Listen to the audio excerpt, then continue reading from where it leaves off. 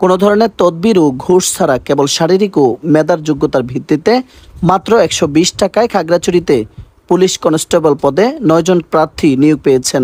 বুধবার মৌখিক পরীক্ষা শেষে নবাগত পুলিশ সদস্যদের ফুল দিয়ে বরণ করে নেন police super Arifin Jewel. Khagrachhari police lines dream শেডে আয়োজিত এই ট্রেনি রিক্রুট কনস্টেবল পদে মৌখিক পরীক্ষায় অংশ নেন 31 জন। তাদের মধ্য থেকে 9 জন উত্তীর্ণ হয়। অপেক্ষমান রয়েছে আরও 3 জন। উত্তীর্ণরা দরিদ্র পরিবারের বলে জানা গেছে।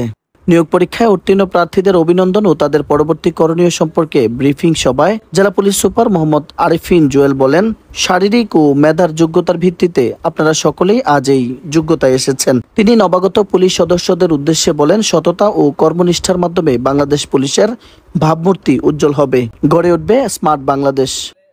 এ সময় প্রতিক্রিয়া জানাতে কয়েকজন নবাগত পুলিশ সদস্য আনন্দে আপ্লুত হয়ে কেঁদে ফেলেন। ডেস্ক রিপোর্ট, মানিকছড়ি বার্তা।